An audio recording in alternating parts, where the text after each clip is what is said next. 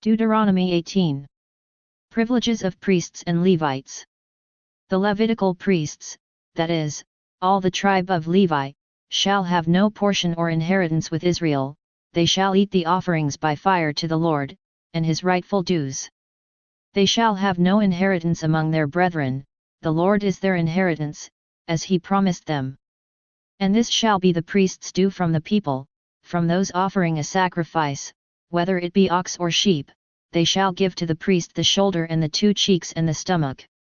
The first fruits of your grain, of your wine and of your oil, and the first of the fleece of your sheep, you shall give him.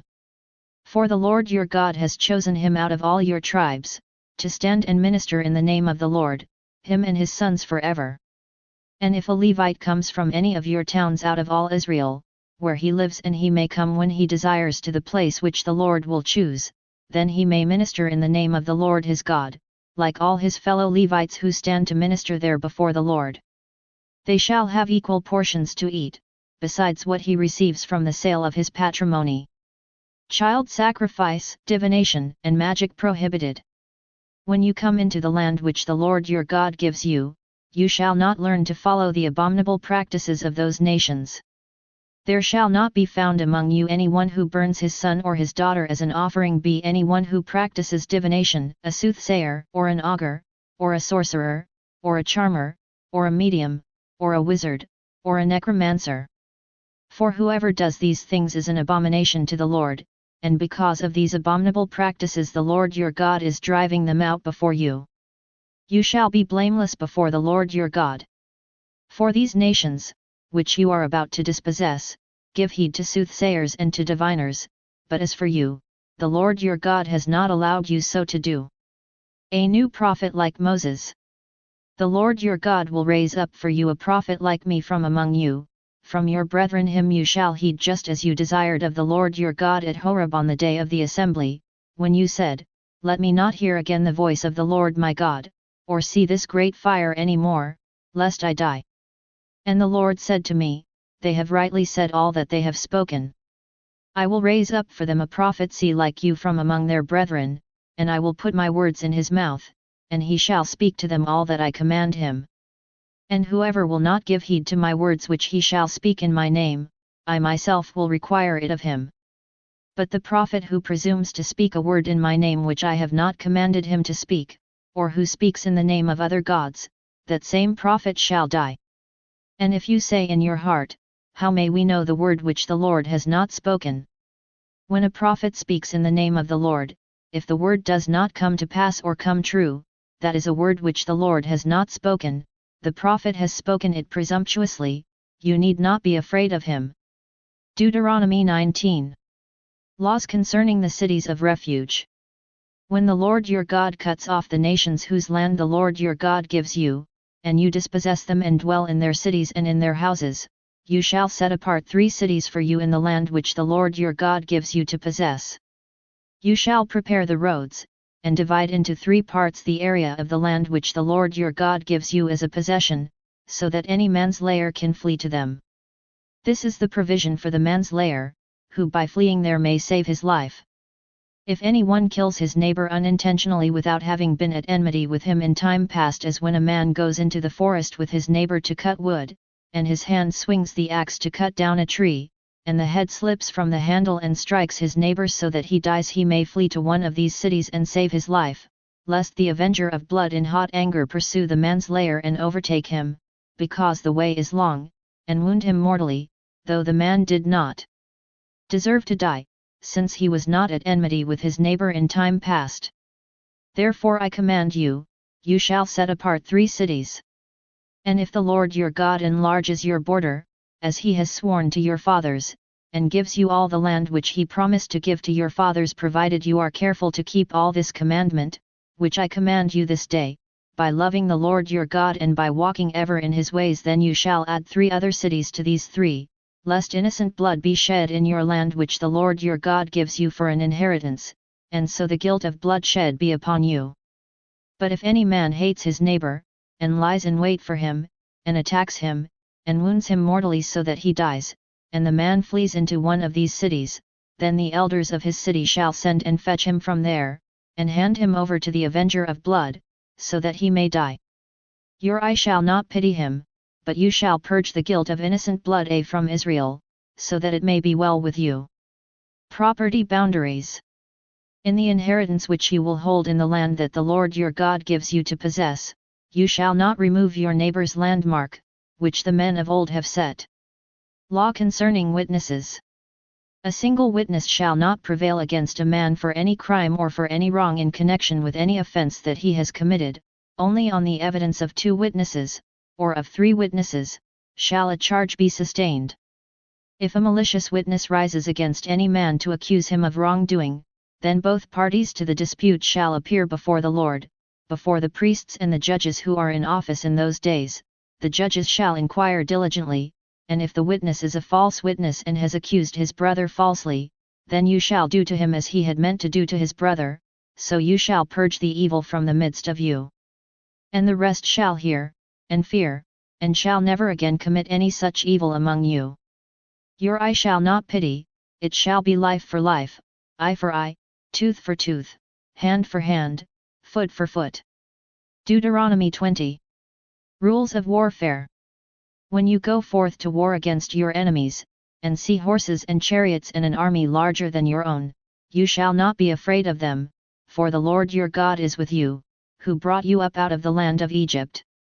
And when you draw near to the battle, the priest shall come forward and speak to the people, and shall say to them, Hear, O Israel, you draw near this day to battle against your enemies, let not your heart faint, do not fear or tremble or be in dread of them, for the Lord your God is he that goes with you, to fight for you against your enemies, to give you the victory.